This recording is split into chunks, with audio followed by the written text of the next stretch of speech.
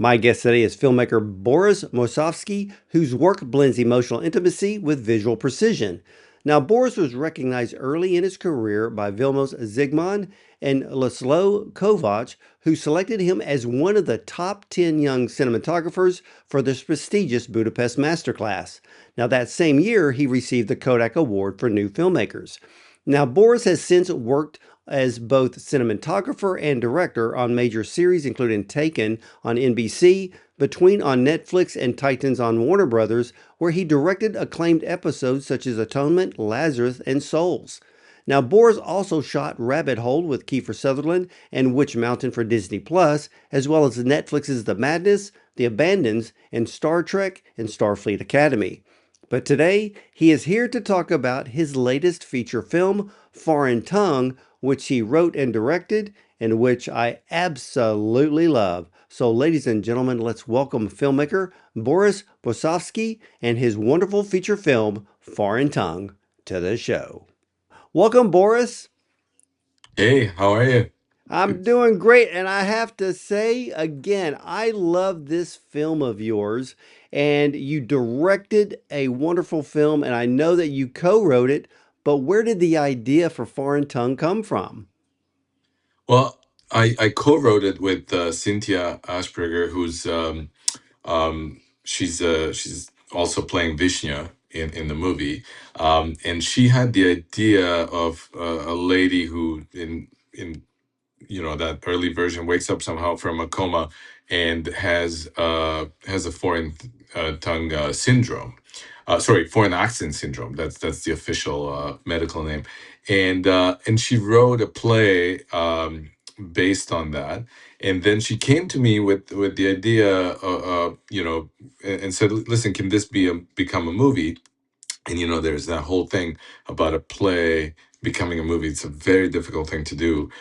So I said, yes, I think it can, but like we need to like write it from scratch and kind of take the central idea and make it into the filmmaking kind of uh, the language of it has to completely change, and the how it communicates has to change. So I said, then an unpopular thing, I said, like, I need a year to write this. And she and our producer Munir Armstrong, they said, yeah, okay, well, you do what you need to do. So I did. It took me a year to do it. Not I wasn't just working on that, I was working on other stuff. So it takes a while to restructure something and kind of center the idea around the main character and push it through. But I, with the central idea, the woman, waking up with a foreign accent and then making her Bosnian, with making that accent Bosnian, I could use channel all of my foreigner experiences, immigrant experiences, whatever you want, because I'm a person who has an accent. I was an ESL student. I was all of these things that Kathy is in the movie. So it was kind of fun to go through my own history and put it into the movie, as well as Cynthia's, as well as a bunch of people's who helped us make the movie. Well, the way that you use the foreign accent syndrome for the basis of the storyline, I found it absolutely refreshing, original. It was really incredible.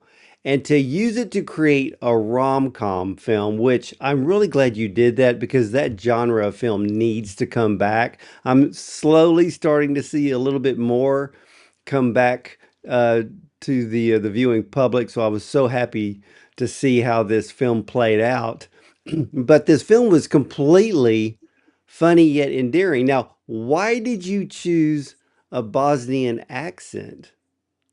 Well, listen. I could relate to the Bosnian part because I am Bosnian. So I mean, it could have been any accent, but you draw from like mostly from yourself, and you kind of put yours, like, you remember your situation, you remember your predicaments, and in any story, that's a good thing because you kind of self-analyze through projecting it onto a character that then becomes real because you're telling the truth. You're not, like, you're not inventing things. So that was easy. And I think actually in the original story that Cynthia, with the play, I think she was Bosnian as well. So that helped. And actually, yeah, when they came to me with the idea of me directing the movie, they came to me because I was somewhat typecast. I was like, okay, well, you're Bosnian. I knew Cynthia from before, and our character is well, a fake Bosnian, not a real Bosnian. So you could probably do it, which I'm glad they did. But in all of that, you, again, like finding the truth in whatever the crazy story it is, and then finding the best way to present it so it's accessible, so it can be funny, really emotional, and all these things that were important to us. I thought that at its essence, it is a comedy that has romance in it. So it's a love story which has a lot of comedy, but it has a lot of very real emotion that resonates with, hopefully, well, so far, with people, and that was important to us, and that kind of kept the realness of it, because people go through a roller coaster, as foreigners go through, is a very, very unique roller coaster, and our character goes through that, but kind of in reverse, because she's really fake. Yeah, yeah, and I saw, a lot of those life lessons really showed up in this film, which is what made this film so good because this film is very authentic in the storyline. There's humor, there's heartfelt moments. Uh, there is where Kathy, she becomes really a new person. But there is a line of dialogue in the beginning of the film that to me really set the tone. And it was Kathy saying, dating is really pretending to be somebody else. But you took that, I mean, a whole step further by using the foreign accent syndrome to help Kathy find herself in the process of understanding others, didn't you? Yeah, that was actually I mean, I'm glad you mentioned that, because we tried to set up a lot of these things that are seemingly, I mean, truths about that would resonate with absolutely everybody. But when you think about them, like how much they resonate in the story of a woman who wakes up with a foreign accent and then is mistaken. To be a foreigner, and her life completely changes because of that. People look at her differently, and then she basically gets to learn what it means to be a true foreigner, and then she looks at the world around her and these people that she meets that are completely accepting her. She actually gets to understand the world better, and to kind of like, she learns a lot about herself, because she accepts others, and figures out that they're like, not everybody's journey is hard, etc., and discovers a new world. That was very important for a person who, a Canadian American, born and raised in these countries. um, I don't think there's always a full understanding of what it means to, come to a country as a foreigner, and what kind of obstacles you go through. But especially the fact that when you have an accent, you're immediately looked at, and not always, like that's not always a big problem, but like looked at as somebody who does have a certain handicap, like either not speaking the language properly, or having an accent. And we wanted to make sure in this movie, and I'm probably jumping, but we wanted to make sure in this movie that that is presented not as a as a huge issue and a problem, but something that does happen to people. So we didn't want to hit it on the head. Like, we didn't want that to be um like to be like we didn't want to have an agenda that was taken too seriously with that, but we wanted to do it through humor and romance and all these things, and put these characters in situations where that's evident, and that's why the romantic comedy. Well, yeah, because what I loved was you made Kathy a job recruiter. Mhm. And in the first conversations with her colleague or boss, you pick up the idea that these companies and corporations are wanting people like them. And then you have the class of you have all these people in this class who are trying to, I guess, speak better English, maybe dumb down their accent a bit. And but in that class, what I liked was that you had people from different parts of the world. So they weren't all Bosnian, you know. And so that part of the film you allowed the public to see, you know, different people from around the world. But what I also liked was that you bring us into a world that most people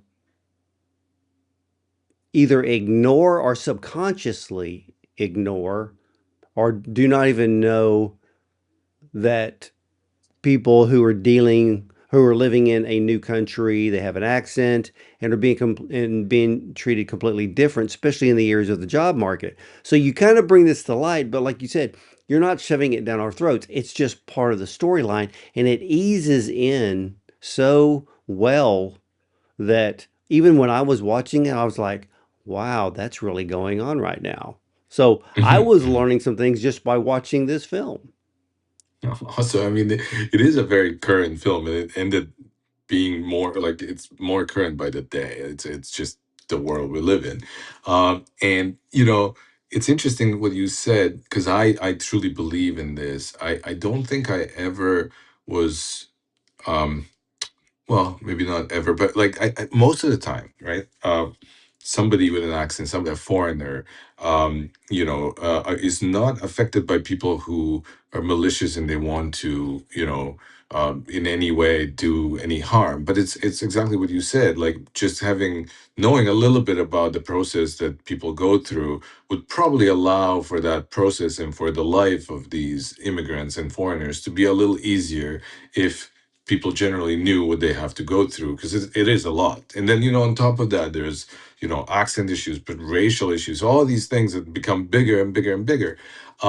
But a little bit of an understanding and kind of seeing their predicament and the way of they are as a perspective, it allows us to learn a lot about how to be better to each other in many ways. Like that sounds grand, but it's real because everybody normal when they see this, they of course they'll want to help another person or not be in their way or help them get a better job and not maybe look at them not favorably because they have an accent because they're not like the perception of having an accent in all the research is that sometimes like you're not fully like you're not like it does equate to somebody not being as capable, but it's just in most cases just an accent. Not they're not less of an expert or more like they're equally good at the potential job. So you translate it to doctors, engineers, and all these people. Just because somebody has an accent doesn't mean that they're less of not as good of a doctor, etc. So we wanted to kind of shine light to that because that's something that happens to people a lot, and it happened to all of us who are foreigners in different ways. And the recruiting agencies are famous for kind of dealing with foreigners in a way where they can slot them, and if you don't have to talk a lot, if you're an engineer and whatever, that's fine. But if you have to talk like that, it's just too complicated. And like it, and we have a lot of friends. I mean, I have a lot of friends who had to go through like quite a life-changing experience where they had to actually start somewhere else, get a job that's far below their ability or education, and maybe some of them never got to that point because they just couldn't like be slotted into whatever the category is. And that's why the recruiting agency, because it's a brutal world. And I think with with her being a recruiting, I think she softens up and actually uses that to at the end do good things. So that was a deliberate and kind of like just a job, but it was really really important to us to make Well, that you have happen. that scene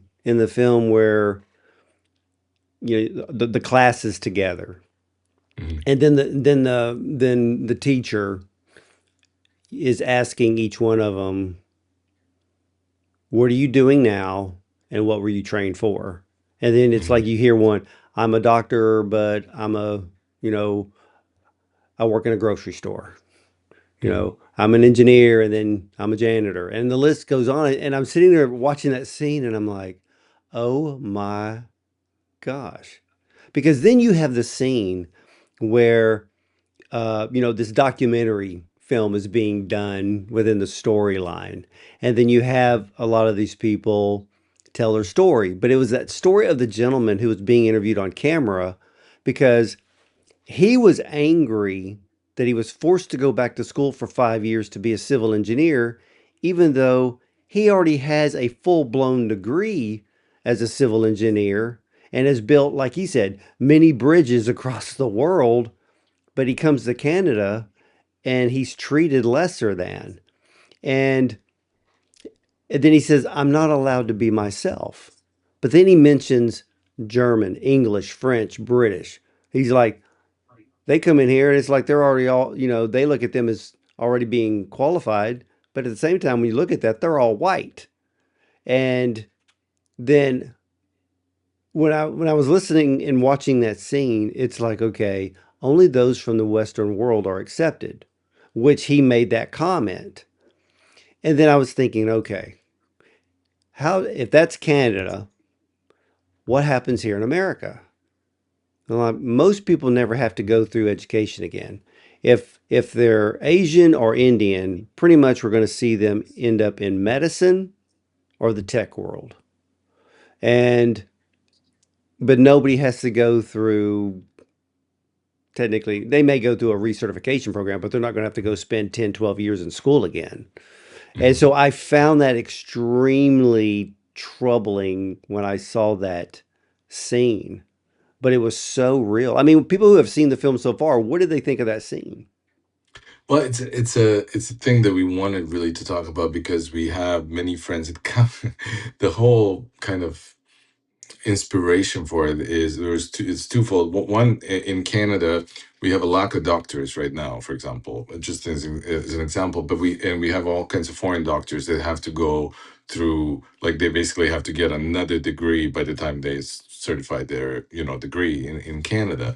But they're fine doctors and from other countries. It's just that Canada is protecting them by like making sure that they're up to the standard, and that's the question, right? Like up to the standard. So, you know, we don't think whatever in Ukraine they're up to our standard. Like, is that really true? And that's kind of the question that's being asked. At the same time, we don't have enough doctors. Same is true for civil engineers and others. It's basically the market saying, like the job market in Canada saying, like we want to make sure that you're up to our standard, and that you know there is an issue with that already. But there are also a lot of people who like dentists etc who have to go through recertification. It takes about 2 years or so, and we have a lot of people in our family are dentists, and they went through that, and it's costly. It's super costly. It's like hundreds of thousands of dollars to do recertification to get back to being a dentist, for example. And our my wife's cousin, like he worked at a grocery store supporting himself while he was doing that with his wife, and he was talking to somebody while helping them select lettuce and stuff, and they said, and he said, the person said something to him kind of like, like he kind of questioned why this guy who looked a certain way or presented himself a certain way, not looked a certain way, but like why he works at the grocery store selecting lettuce. And he said, no, I'm a dentist, I'm just going through this. And the guy looked at him and said, yeah, and I'm a rocket scientist, and walked away from him. And that's he came back and said, listen, this guy completely, like, he was like, he didn't believe me at all. But there are majority of people, again in Canada, but I'm sure it's the case in the United States, who work at these positions, like not majority, but like a lot of people are going through, a transitional stage, getting recertified, etc. And the question that we ask there, because there's quite an issue here, at least in Canada, is like, do we need to look at this again and see if like what kind of schools they went to? Like why do we think the school in France is better than the school in Ukraine, or pick another country, or in Bosnia? Because it might not be, and there might be a merit to that, but it seems a little bit exclusive in some ways.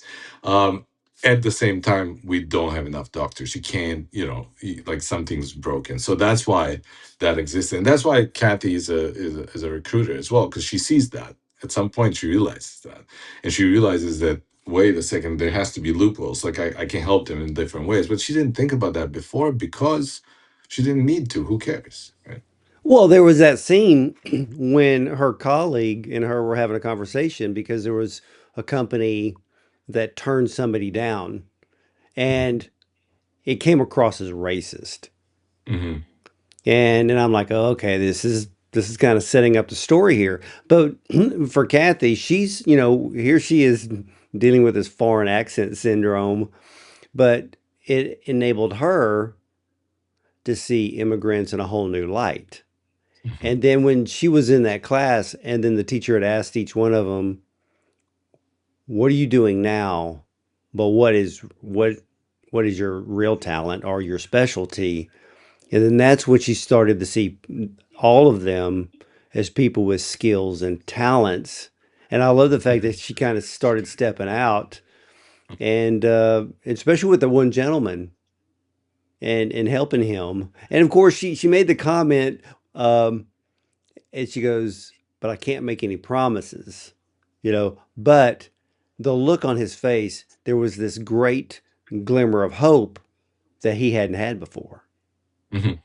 Yeah, I mean, listen, I know so many people who I witnessed that so many times in my life, where just a little bit of hope for a whatever civil engineer or a doctor, or like to get themselves to be who they were, but not just like, it's not even, it's not a financial thing. It's like, you are something, and then you're not your grocery store clerk. Nothing wrong with that. But if you were a doctor, you probably are, obviously like overqualified, and you can actually contribute to society more. And that was our, that's the goal. But you have, when we came to Canada originally, there was a bunch of people we know who were driving trucks because they couldn't speak English well enough, or they had, accents and all this, that, they had to work on things. So the fleet of, the truck drivers was like doctor, filmmaker, lawyer. Like it was like the most educated trucking company ever put together. But that's what people had to do. So when you're driving a truck, which is again a fine profession, but if you're a lawyer or a doctor, whatever, all you want to do is for somebody to give you a chance to be who you were, because that's what you know, because you probably are not even a good driver. Well, like you said before, the system should change. They need to go in and look at the education in which that person received. But it's not just the education. Once they receive the education in their home country, how long were they practicing? Especially, let's say if they were a doctor, how long were they practicing as a Mhm. doctor in the country? Because to me, why would you make somebody spend 2 to 5 years going through re education when technically they should spend barely a year going through a recertification program based on education and experience? Hmm. Yeah, and I mean that's all we were saying, and that's what, the kind of the film is trying to help in its small way, but like just kind of saying, let's look at this, let's help people out, let's be reasonable about this, because the society will benefit, because these people go through life changing, journeys that, sometimes are not, and I mean most of them are not happy ends, because you just get stuck in something else, and that's what you are now. But we could benefit from those people as a society, if anything else. Like if you're just not even looking at the humanitarian part of that, like just, we Well, need doctors. yeah, but you have a scene in this film which it was both heartbreaking, but it also made you angry. But you bring the film industry into this. And it's the scene where Visna got a call back for an acting role and impressed the film director. How real was that scene to you when the film director gave the role to an American instead of to Visna, but then they wanted her to teach the new actor how to fake an accent? That was a slap in the face.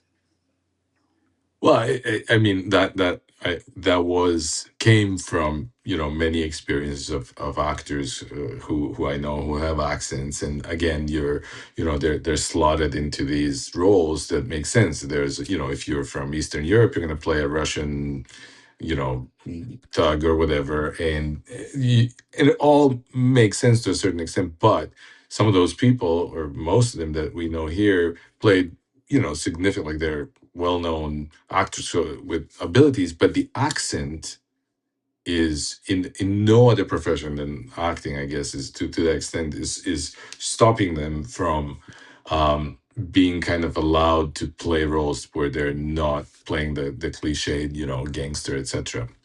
uh, and because of that, we put Vishen through all of that, not to reveal too much about how that goes, but because it's a fun scene. But we put Vishen through that, and then you can kind of like see it happening. But how crushing is that, and how can you continue? How many times can you have that? How many times, not just as an actor, as a person, how many times can you be stopped? And now imagine, like, when it comes to accents and ability to speak English, etc.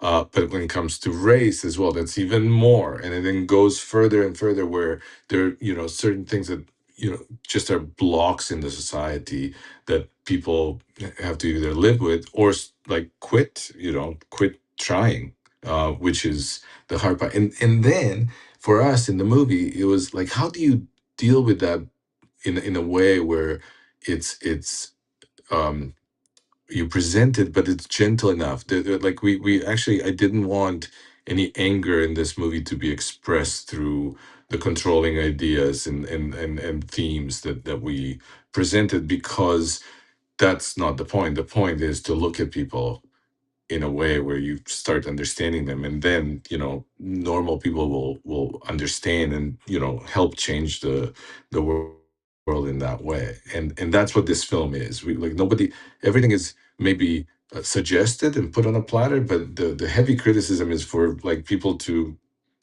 take themselves if they want to, and then explore it further. Well, yeah, and and like I said, I absolutely enjoyed this whole film, and and that acting scene reminded me of a friend of mine who's been in 75 films. Um, some of them huge blockbusters, and he's Egyptian, and he told me, he said when he first came to Hollywood, he says the only thing that they would cast me in is any film that needed a terrorist. And so he goes, but I took the jobs. And then over the years, eventually there were roles coming up where being Egyptian didn't matter. It was just his acting ability that got That's the all I want. role. You know, so he Hmm. said, he goes, and then, and it was so funny because he was in this short film that won a BAFTA. And he said he goes, that role was so great for him because it wasn't about him being Egyptian. He was just a man. There was a woman. It's kind of like this short film love story. It was just about two people. Didn't matter where they came from. And Hmm. so he said, Hollywood is slowly getting away from the stereotype. I And think so. Yeah. so Sure. it's which is a great positive. But I have to ask, how long did it take for actress Kimberly Sue Murray to create or to learn the Bosnian accent for the film?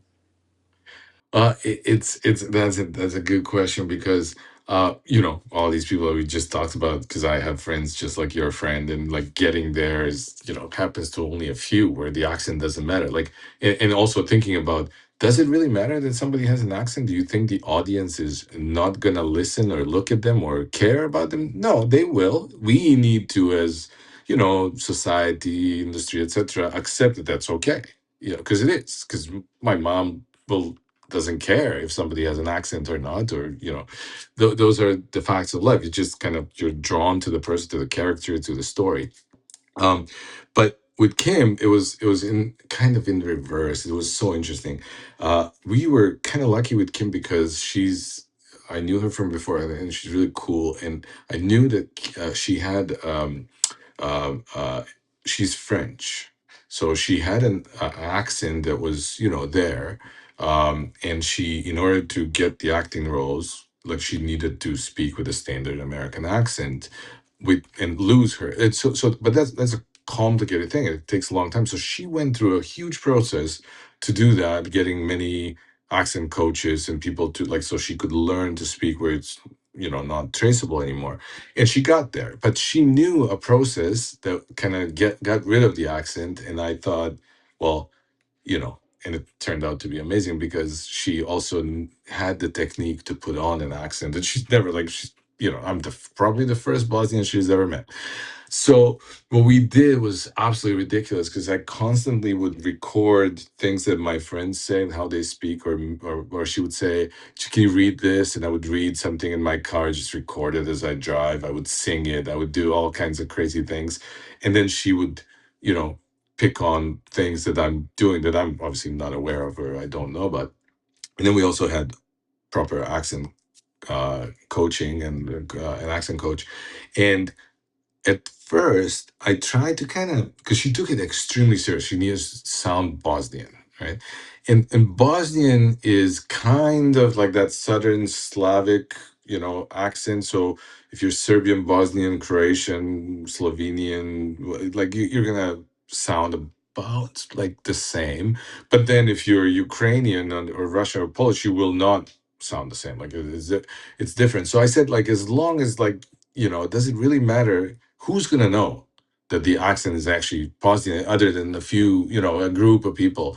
And she said, no, no, it matters. It matters a lot. So we then went full out, and she was relentless in making sure. And then on set, it became super important to me as well, because I would hear it sometimes when she's out of it, 'cause it's like a word or two. We would repeat a take, because I would just say it, I would repeat it to her, and I say where that was, like, sounded more Polish or whatever.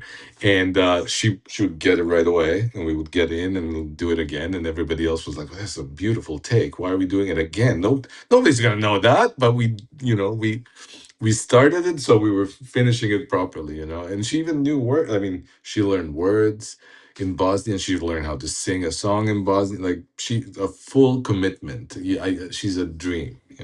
It was, well, one of the things that I found funny, and I think everybody who watches this film is going to realize that we've all been pronouncing Sarajevo wrong.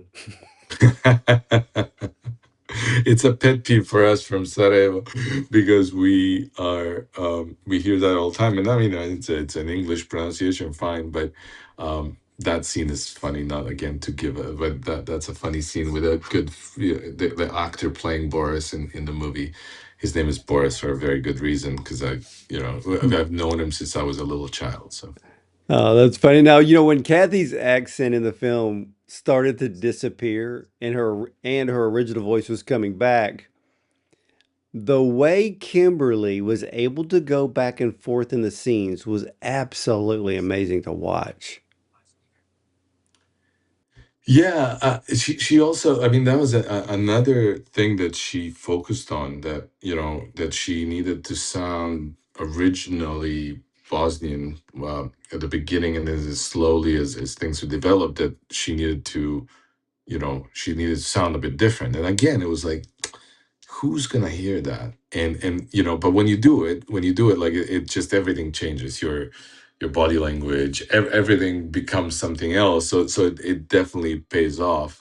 um so she I mean, she used it in so many ways, because she has, again, not to reveal too much of the story, but she has reasons to make sure that that this is not something that people recognize. So she had a lot of acting things to do, which is very, very good business, for, like, to kind of put your head into, and just have an overall kind of fear that you deal with in order to express all of that. So it's very good for her and for the character, for, I mean, portraying the character. It helped a lot. But it's interesting, because you're asking these questions about things that I never thought, until we just before we started filming and doing. I never thought these were the, like, super important things. because obviously the accent needed to work in a sense that people buy that she has a Bosnian accent, even though they don't know what the Bosnian accent is. But they need to buy it, because if they don't buy it, this film falls apart, right?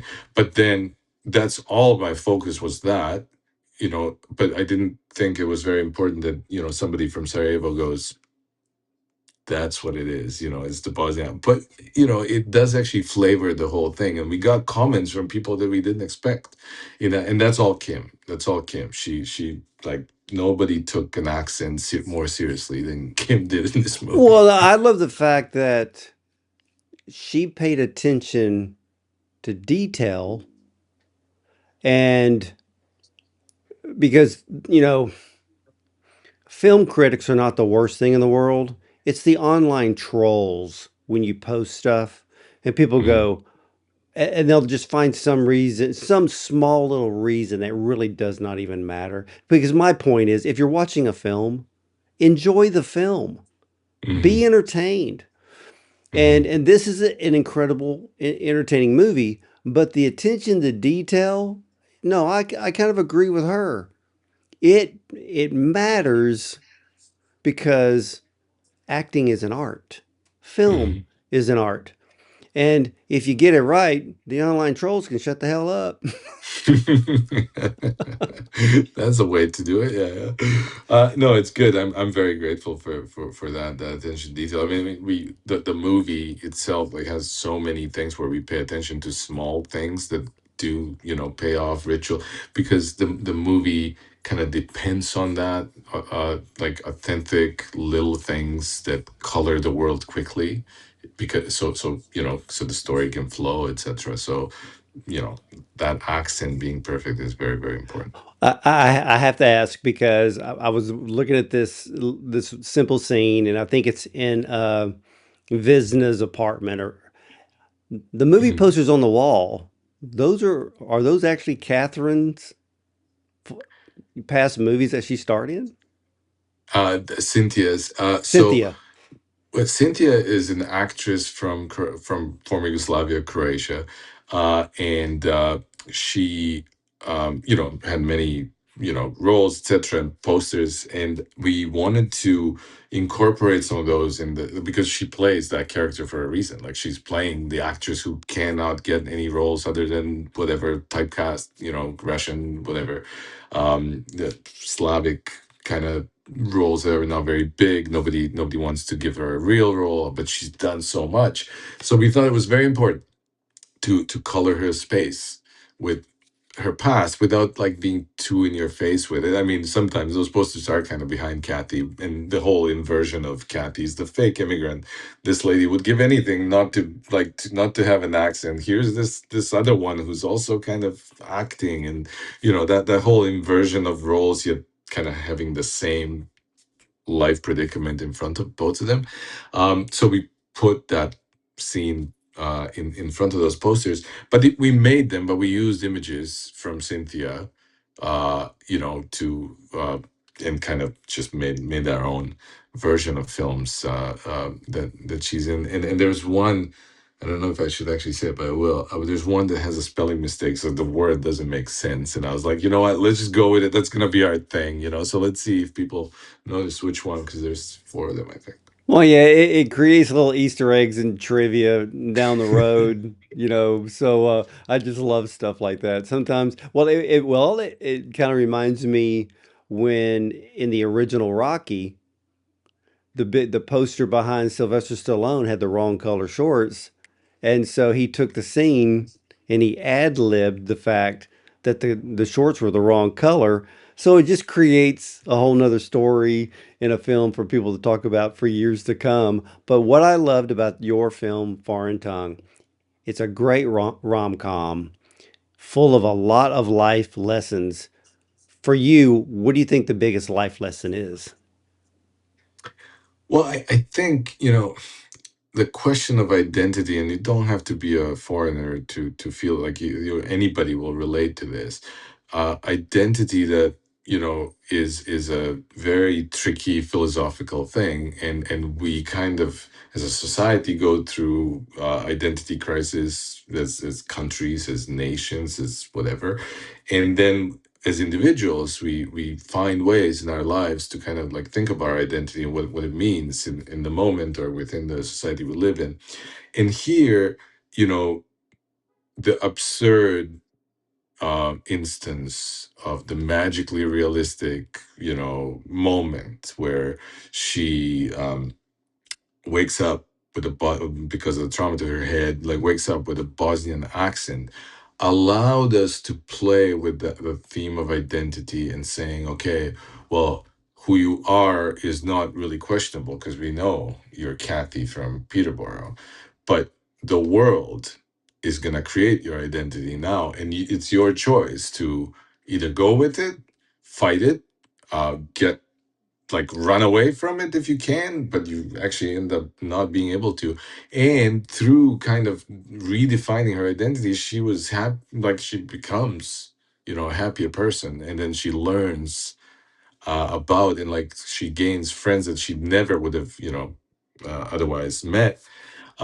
So I think, kind of thinking about our own identity and thinking about how we relate to other people and what their um, issues or problems are and why they manifest in the way they do is very important, because like a little more understanding would go a long way in this world, because looking at other people from their perspective, if you could for just a little bit, will give you an insight, but also a lot more compassion, toward the, even if you think they're against you in some way, you actually will find a common ground. So I think that that's what the main kind of general theme, and that we wanted to kind of be ever present with this unlikely, magical journey that Kathy has. Yeah, that's that was the thing that I got from this film because after I watched it, I was like, you know, it causes you to look at people in a different way. Like maybe you meet somebody that's completely different than you from a foreign country, and then you may have to be thinking, maybe they're a doctor or a lawyer, maybe they're a dentist, maybe they're a civil engineer. One never knows. And the great thing for me is that I get to talk to filmmakers from all over the world and to hear about so many different stories. And I love the attention to detail that you showed in this film. And I have to ask because with Kathy bumping her head, she hits her right frontal lobe, the language center.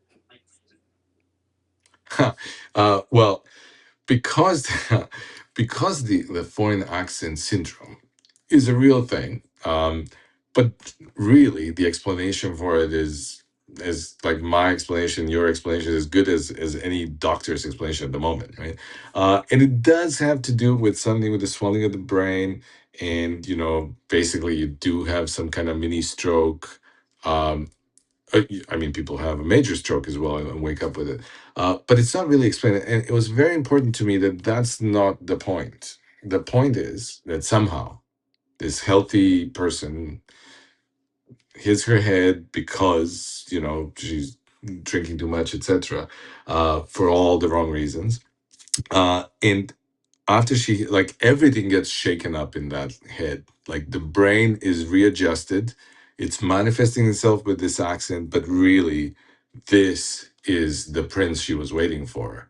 Like it becomes a bit of a strange symbolic fairy tale, and in that fairy tale, the prince is the accent, and how it happened in her head, like that's a nice observation, but I didn't go that far. The hit of the head, shake of the brain, and that shake resets everything, and now let's live a life where you learn more and be different in order to come back and be who you are in a different way, like that was the important part, but that's a great Yeah. observation.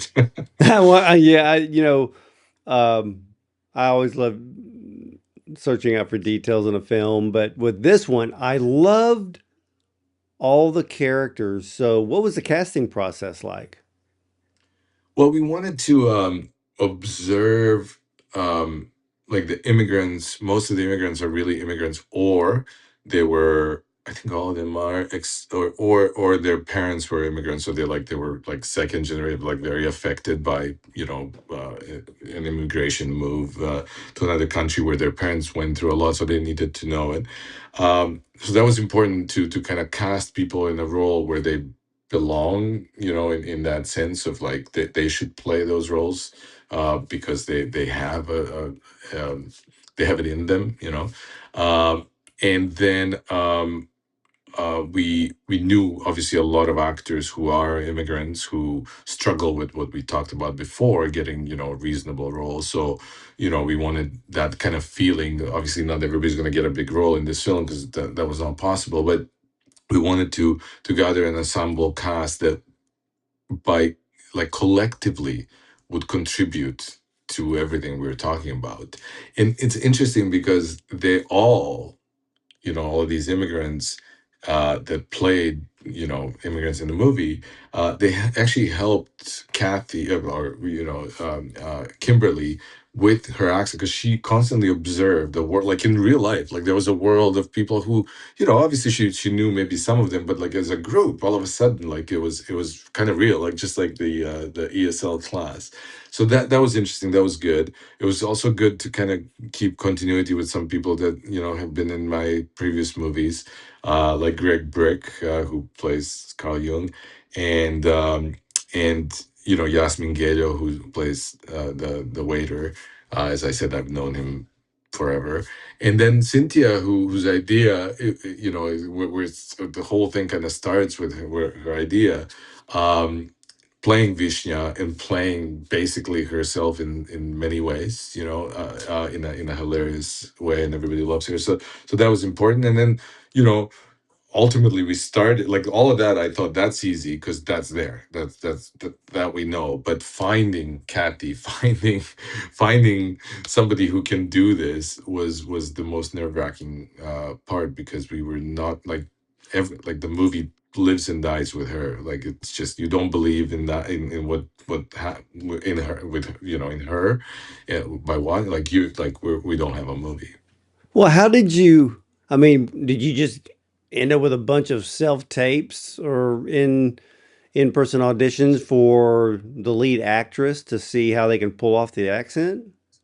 Yeah, we made a list of people that we found interesting for the role of Kathy, and then we asked them to do tapes. And we also opened it up, I think, to people who the agents might think can do it.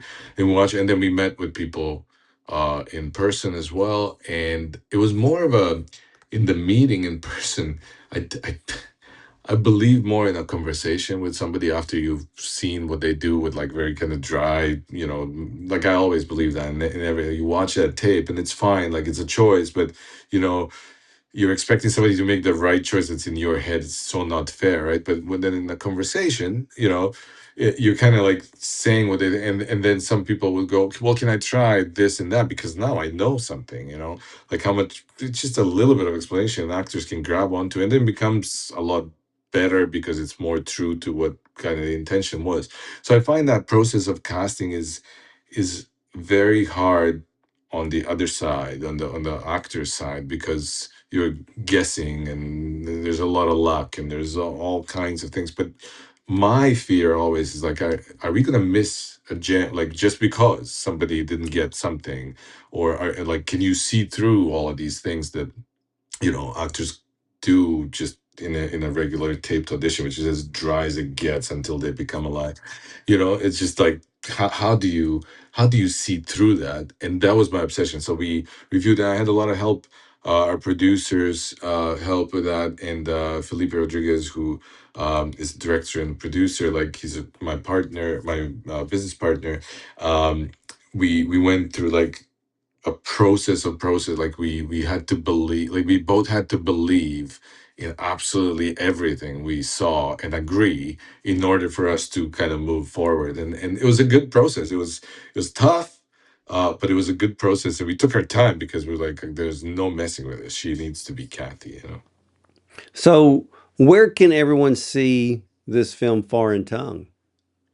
Well, we are now starting to we're talking to festivals because we're going to do first we're going to do a little festival run, and then right after the festival run, which is probably going to be now in like starting in the summer, fall, late fall, and then right after that we're going to have a release probably in January or February, and so that's going to be the wide kind of release. So we're starting to talk about it and starting to kind of prepare all everything and set up the story of the movie. And but we are trying to also because of our process and because of our story, we're trying to stay true to that. So like we're trying to kind of pick places and present the movie in places where this kind of movie matters, not just as a romantic comedy, but where people will kind of grab onto these themes. So that's the plan right now, and that's what we're planning right now. Well, I love it. I love it. And ladies and gentlemen, Foreign Tongue is a romantic comedy infused with magical realism, embracing the absurdity of everyday life while offering a grounded, honest portrayal of the world we all pretend to understand. First, this is a must-see feature film. Now, a new twist on the rom-com genre that we desperately need back in the theaters. It's a humorous yet heartfelt and endearing film that will help you look at the world in a better light. And more importantly, to see those around you that don't look like you who have just as much to offer our world as you do. Now, the cinematography is absolutely top notch, and the acting performances are excellent and rivals any A list film. And there is so much to love about this film that you have to see it for yourself. Foreign Tongue, again, is a must see film. I can't wait to actually watch this film again because it's that good. And can't wait. So, for many of you, if it comes to a film festival near you, make sure that you attend the film festival, be in the audience when Foreign Tongue appears on the silver screen. And then when it does have its theatrical release, make sure you're sitting in the theater because this is a film that needs to be on the silver screen. And Boris, I want to thank you so much for coming onto the program and sharing this great feature film with me today. Hey, thank you. This is awesome. I love your questions, and I love that you love the movie. But like the insightful questions are a pleasure to answer. Thank you so much. Well, you're very, very welcome. And again, ladies and gentlemen, you may want to write down Foreign Tongue, feature film on your list of films to see. So when it comes time, again, either at a film festival or when its theatrical release is announced, and I'll be shouting this film from the rooftops to make sure you don't miss that because, again, it needs to be on your list of films to see. And it's very rare for me to see indie films that really excite me, and Foreign Tongue really excites me. So, with that, ladies and gentlemen, you can watch or listen to all of the Bond on Cinema interviews at bondoncinema.com. Check out our Prime show, our YouTube channel. We're also on Spotify, iTunes, and more. And remember, you'll either see me at the movies or from the red carpet.